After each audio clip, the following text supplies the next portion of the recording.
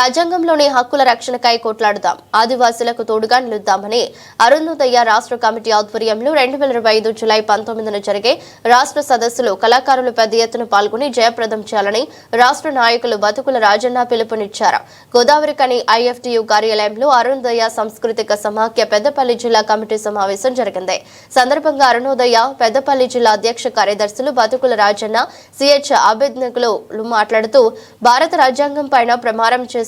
పదవులు అధిష్ఠించిన నరేంద్ర మోదీ, అమిత్ షా చట్టాలకు గౌరవించవలసింది పోయి ప్రజా సంపద కొల్లగొట్టుటకు చట్టాలను విస్మరించి ఆదివాసులపై, వారికి అండగా ఉన్న మావోయిస్టులపై దాడి చేసి హత్య చేయడం విచారకరమని అన్నారు. ఈ రోజులలో కేంద్రంలో ఉన్నటువంటి మోడీ, అమిత్ షాల ప్రభుత్వం, బీజేపీ ప్రభుత్వం ఎవరైతే ప్రజా సంపదని, ప్రజా ఆస్తులని, ఈ భారతదేశంలో ఉన్నటువంటి సహజ వనరులని బడా బూర్జా భూస్వామ్య కార్పొరేట్ సంస్థలకి కట్టుబెట్టేటటువంటి విధంగా ప్రయత్నం చేస్తూ ఉంది.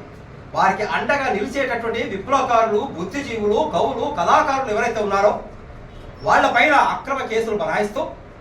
జైలు పాలు చేస్తూ ఉంది. అందులో భాగంగానే అరుణోదయ సాంస్కృతిక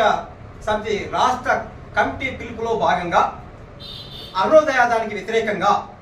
కగారికి వ్యతిరేకంగా, ఆదివాసీ హక్కుల రక్షణ కోసం నిలబడేటటువంటి విధంగా అతి త్వరలోనే ఖమ్మం కానీ, ఇల్లందులో కానీ ఆ ప్రాంతంలో ఒక సదస్సును నిర్వహించాలని చెప్పేసి పిలుపునిచ్చింది. అందులోని భాగంగానే ఈరోజు ఈ గోదావరి కానీ, గాంధీనగర్లో ఉన్నటువంటి గోదావరి కానీ ఐఎఫ్టి ఆఫీస్లో జిల్లా కమిటీ సమావేశం నిర్వహించడం జరిగింది. ఈ యొక్క సమావేశంలో పాటలు కానీ, ఆటలు కానీ, మాటలు కానీ ప్రతి ఒక్క విషయంలో సామాజిక చైతన్యం కలిగినటువంటి, ప్రగతిశీల భావాలు కలిగినటువంటి ఇతర సాంస్కృతిక సంఘాలకు, సాంస్కృతిక రంగాలకు సంబంధించినటువంటి కవులు, కళాకారులను కూడా పోగు చేసుకొని ఈ కగారికి వ్యతిరేకంగా, ఈ బడా బూర్జా భూస్వామ్య వర్గాలకు వ్యతిరేకంగా ఈ మోడీ చేస్తున్నటువంటి అటు బజరంగ దళ్ కానీ, అటు శివసేన కానీ, అటు హిందూవాహిని కానీ, ఇటు బీజేపీ కానీ ఎవరైతే అడుగుతున్నారో, ఎవరైతే ప్రశ్నిస్తున్నారో, ఎవరైతే పాడుతున్నారో, ఎవరైతే ఆడుతున్నారో వాళ్ళందరినీ కూడా లేకుండా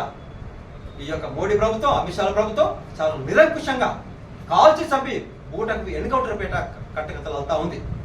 వాటన్నిటికి వ్యతిరేకంగా మా అరుణోదయ సాంస్కృతిక సమైక్య ఇప్పటి నుంచే కాకుండా నాటి నుంచి నేటి వరకు కూడా గల్లీ నుంచి ఢిల్లీ దాకా కూడా రేపు జరగబోయేటటువంటి సాంస్కృతిక ఉద్యమంలో ప్రతి ఒక్కరు కూడా భాగస్వాములు కావాలని చెప్పేసి అందులోని భాగంగానే ఈ రోజు